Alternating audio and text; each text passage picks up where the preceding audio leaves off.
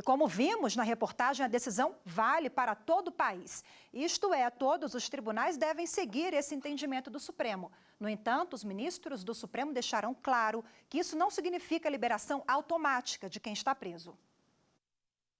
Agora, juízes devem analisar, caso a caso, a situação dos condenados em segunda instância, que podem ser beneficiados com a decisão do Supremo.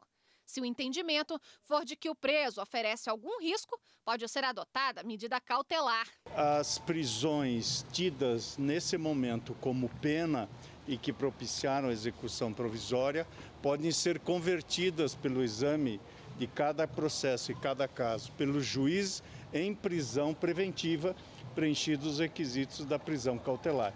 Portanto, não há, em face dessa decisão, nenhuma liberação automática de quem quer que esteja preso por condenado em confirmação de segunda instância. A legislação brasileira prevê a prisão por tempo indeterminado quando há indícios da existência do crime, risco de fuga, risco às investigações, entre outras situações. Os ministros, no entanto, não chegaram a discutir se a conversão em prisão preventiva deve ser provocada pelo Ministério Público ou pela autoridade policial.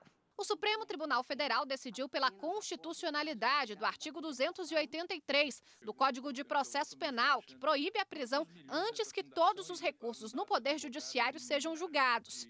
Apesar desta decisão, a lei pode ser modificada no Congresso Nacional, se for do interesse dos parlamentares. Eu deixei bem claro no meu voto, que foi o último voto no sentido da procedência, que o parlamento pode alterar esse dispositivo.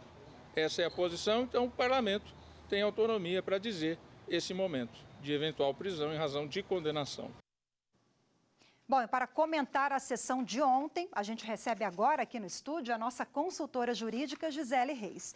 Gisele, mais uma vez, boa tarde, obrigada pela participação. Boa tarde, Rafaela. Vamos destrinchar aí os detalhes dessa decisão de ontem. A reportagem da Evne já adiantou um pouquinho, que o ministro Dias Toffoli, como bem pontuou, mais uma vez, ontem na entrevista aos jornalistas ao fim da sessão, que a decisão não é automática, não vai abarcar automaticamente todos os presos do país, né?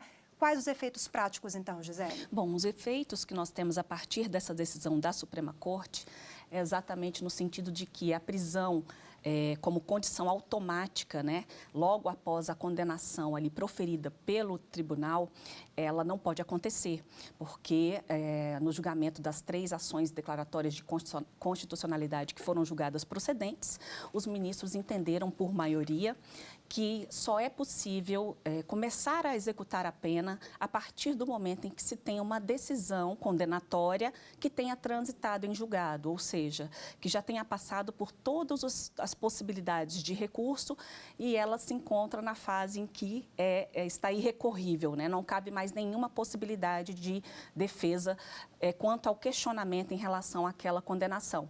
Então, a consequência prática que nós vamos ter a partir daí é exatamente o fato de que será possível, então, em alguns casos, recorrer em liberdade. Bom, ontem nós ouvimos muito ao longo da tarde, durante o julgamento, 2 artigos, né, que foi o artigo 5º da Constituição Federal e o CPP, o Código de Processo Penal, artigo 283. Um fala de culpa, o outro fala de prisão. Queria que você diferenciasse esses 2 artigos e qual foi o entendimento dos ministros com base nesses 2 instrumentos. Pois bem, Rafaela, a Constituição Federal, lá no artigo 5º, em um dos seus incisos, ela diz que ninguém será considerado culpado antes do trânsito em julgado de sentença penal condenatória. Então, ela associa aí o trânsito em julgado à questão da declaração da culpa, ser declarado culpado ou inocente. Então, só pode ser considerado culpado após uma decisão irrecorrível. Já o Código de Processo Penal, ele traz lá no artigo 283 as hipóteses de prisão. Então, ele menciona que a prisão ela só pode acontecer se for uma prisão em flagrante ou por ordem escrita e fundamentada da autoridade judiciária competente. E essa ordem escrita e fundamentada, ela normalmente acontece nas prisões cautelares, que podem ser a prisão temporária, a prisão preventiva. Inclusive, a prisão preventiva ela pode acontecer até antes do processo, na fase de investigação, ou em decorrência de uma prisão pena, que é a prisão condenatória transitada em julgado.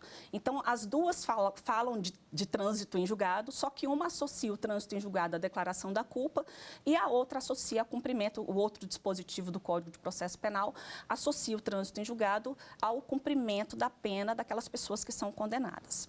Então, o que os ministros entenderam é que o conceito de presunção de inocência previsto na Constituição Federal, ele deve ser interpretado de forma ampla, tanto que o artigo do Código de Processo Penal está em consonância com a Constituição no sentido de que as prisões decorrentes de sentença condenatória só podem acontecer depois de esgotadas todas as fases recursais. Bom, Gisele, ontem também o ministro-presidente ressaltou em vários momentos que agora a competência para uma eventual mudança do Código de Processo Penal fica a cargo do Congresso Nacional. Sim, o artigo 283 do Código, inclusive, ele sofreu uma alteração, de certa forma, recente, e é uma legislação infraconstitucional. É uma legislação que é da competência do parlamento, né, caso queiram, de alterá-la ou não. Ao Supremo Tribunal Federal, que é o guardião da Constituição, ele deve analisar as leis e verificar se há ou não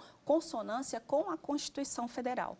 Então, pela disposição atual, pela forma como a legislação atual está estabelecida, o texto, né, escrito do artigo 283, a redação do artigo, foi interpretada exatamente nesse sentido de que é plenamente constitucional. Qualquer mudança, de fato, deveria vir a partir do parlamento, porque o Supremo Tribunal Federal ele não tem a competência para legislar.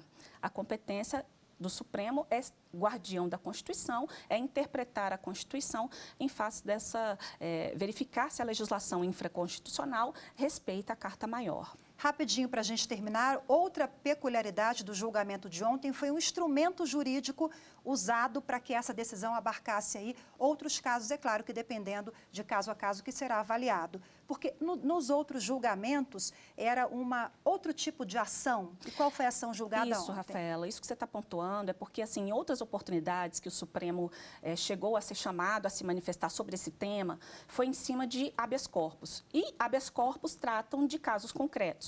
No entanto, no caso das ações declaratórias de constitucionalidade, o Supremo ele não está analisando o caso concreto da pessoa X ou da pessoa Y. Ele está analisando a constitucionalidade de um dispositivo legal em face da Constituição Federal. Então, a decisão do Supremo, ela tem um reflexo muito mais amplo a partir da decisão que foi tomada ontem, que acabou tendo aí como consequência uma revirada, né, no entendimento do Supremo Tribunal Federal. Então, realmente, ela a dimensão é muito maior, deve ser replicada em todos os tribunais, porque passa a ser numa análise dentro de uma ação de controle de constitucionalidade. Ok, Gisele, mais uma vez, obrigada pela participação, pelos esclarecimentos. Uma boa tarde. Boa tarde.